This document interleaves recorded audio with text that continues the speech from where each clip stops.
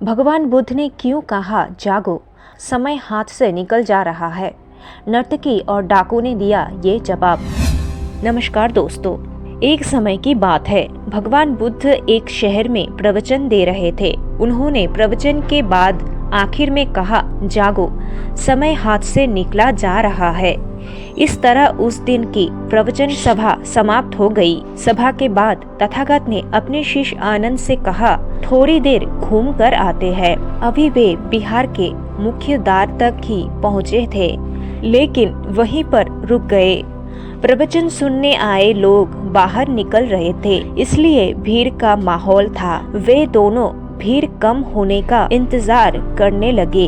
इसी बीच उस भीड़ से निकलकर एक स्त्री भगवान बुद्ध के नजदीक आए और उसने हाथ जोड़कर कहा, तथागत, मैं नर्तकी हूँ। आज नगर की सृष्टि के घर मेरे नृत्य का कार्यक्रम पहले से तय था, लेकिन मैं उसके बारे में भूल चुकी थी। यहाँ जैसे ही आपने कहा कि जागो, समय निकला जा रहा है, मुझे तुरंत इस बात की याद आई कि मुझे कार्यक्रम में जाना है। उसके बाद एक डाकू भगवान बुद्ध से मिला और उसने कहा, तथागत, मैं आपसे कोई बात छिपाऊंगा नहीं। मैं भूल गया कि आज मुझे एक जगह डाका डालने जाना था, पर आज उपदेश सुनते ही मुझे अपनी योजना याद आ गई। इस तरह एक बूढ़ा व्यक्ति भगवान बुद्ध के पास आया और उन्होंने कहा, तथागत, जिंदगी भर दुनिया भर की चीजों की पीछे भागता रहा।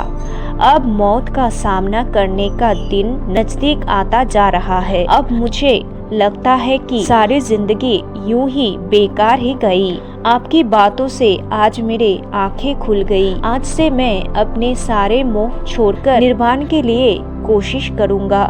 जब सब लोग चल गए तब भगवान बुद्ध ने कहा, आनंद, ध्यान दे। प्रवचन मैंने एक ही दिया, लेकिन उसका हर किसी ने अलग अलग मतलब निकाला।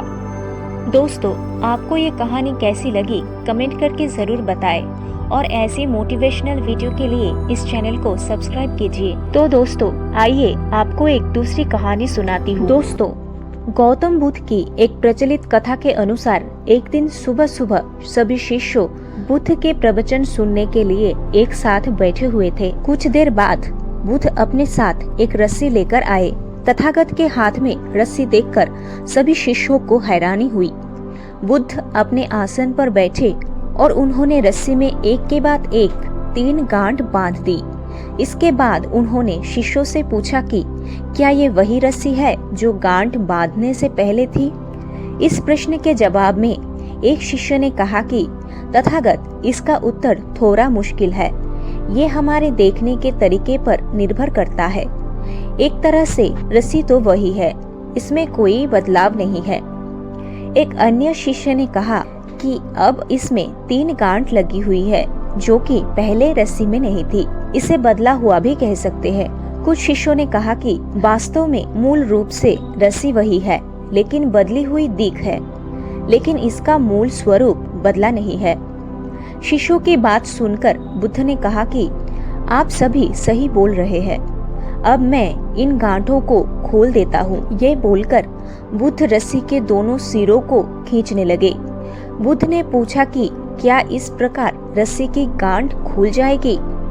सभी शिष्यों ने कहा कि नहीं, ऐसा करने से तो गांठ और ज्यादा कस जाएगी।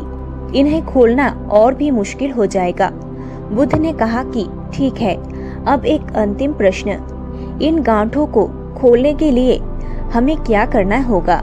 शिष्यों ने कहा कि हमें इन गांठों को ध्यान से देखना होगा, जिससे हम जान सके कि इन्हें कैसे लगाया गया है। इसके बाद हम गांठ आसानी से खोल सकते हैं। बुद्ध इस जवाब से संतुष्ट हुए और उन्होंने कहा कि ये सही बात है। हम परेशानियों में फंसे रहते हैं और बिना कारण जाने ही उनका हल खोजने लगते हैं, जबकि हमें पहले समस्याओं के मूल को जानना चाहिए। जब समस्याओं की वजह समझ आ जाएगी तो उन्हें सुलझाना बहुत ही आसान हो सकता है। दोस्तों, आपको ये वीडियो कैसा लगा कमेंट करके जरूर बताएं और ऐसे मोटिवेशनल वीडियो के लिए इस चैनल को सब्सक्राइब कीजिए।